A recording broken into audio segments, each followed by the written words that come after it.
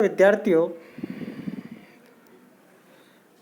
BA प्रथम वर्ष भौतिक भूगोल प्रथम प्रश्न पत्र का एक महत्वपूर्ण टॉपिक कास्ट निर्मित स्थलाकृतियाँ।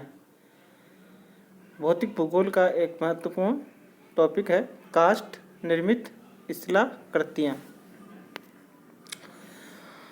कास्ट स्थलाकृतियाँ धरातल के नीचे चट्टानों के छिद्र दरारों में स्थित जल को भूमिगत जल कहते हैं। इनसे बने स्थलाकृतियों को कास्ट स्थलाकृतियाँ कहते हैं, जो यूगोस्लाविया के एड्रियाटिक तट के चूना पत्थर क्षेत्र की स्थलाकृतियों के नाम के आधार पर रखा गया है। भूमिगत जल का अपरदनात्मक व निक्षेपणात्मक कार्य नदी, हिमानी, सागरीय लहरों अथवा पवन के कार्यों जितना तीव्र व महत्वपूर्ण नहीं है, फिर भी इनका धरातल के नीचे स्थित चट्टानों में भूमिगत जल महत्वपूर्ण स्थल रूप बनाता है। भूमिगत जल के प्रभाव के लिए कुछ जरूरी शर्तें होती है, जो निम्नलिखित है। चूना पत्थर या डोलामाइट की चट्टानें होना आवश्यक है। पर्याप्त स्थलाकृतिक उच्चावच होना चाहिए। पर्याप्त वर्षा क्षेत्र, घुलनशील चट्टानों में संधियों का विकास। कास्ट स्थलाकृति कास्ट प्रदेश में अपरदन चक्र की विधि तथा फिजिक्स संकल्पना पवनकृत भू आकार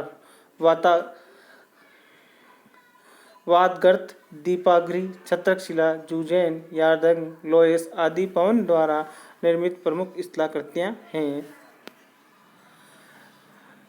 इसी तरह भूमिगत जल भी अपनी अपरदनात्मक स्थलाकृतियाँ बनाता है।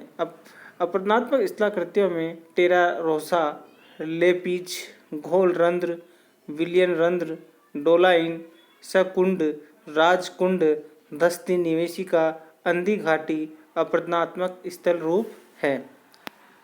निक्षेपणात्मक स्थलाकृति में आशुताश्म या स्टेलेक्टाइट, स्टेलेग्माइट, गुहा स्तंभ तीन मुख्य स्थलाकृतियाँ हैं, जो कास्ट प्रदेशों में भूमिगत जल के द्वारा बनाई जाती है। भूमिगत जल द्वारा निर्मित स्थल रूप का सामान्य परिचय इस प्रकार है। नंबर 1, लेपिज।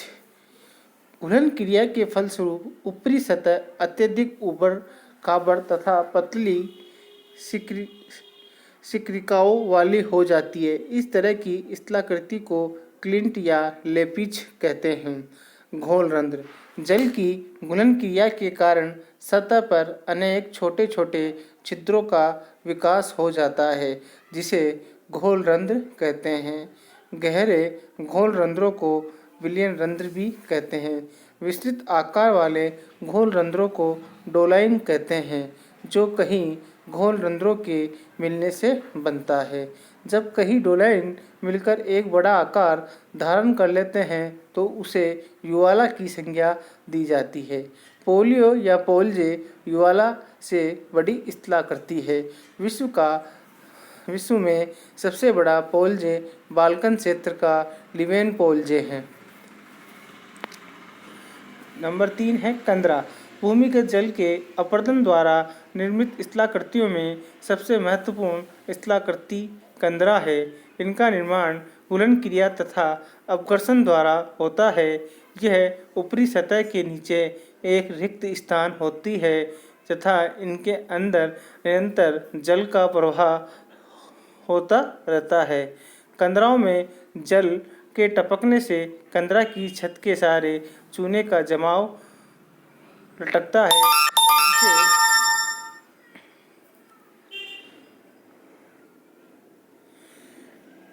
जिसे स्टेलेक्टाइट कहते हैं। कंदरा की फर्श पर चूने के जमाव से निर्मित स्तंभ स्टेलेग्माइट कहलाता है। इन दोनों के मिल जाने से कंदरा स्तंभ का निर्माण होता है। नंबर 4 है अंधी घाटी।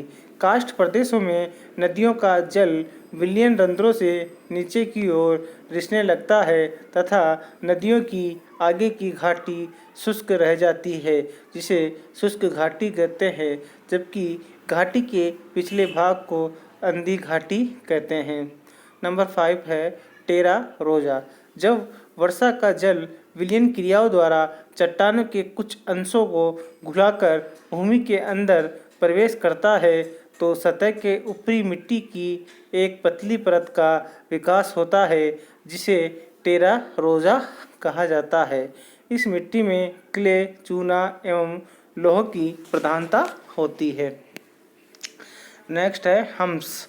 जब चूना पत्थर प्रदेशों में घुलन क्रिया द्वारा अधिकांश चूना पत्थर चट्टानों घुल जाती है तो अंततः एक ऐसी सतह का विकास होता है जो अघुलनशील सिलिका प्रधान चट्टानों से निर्मित होती है।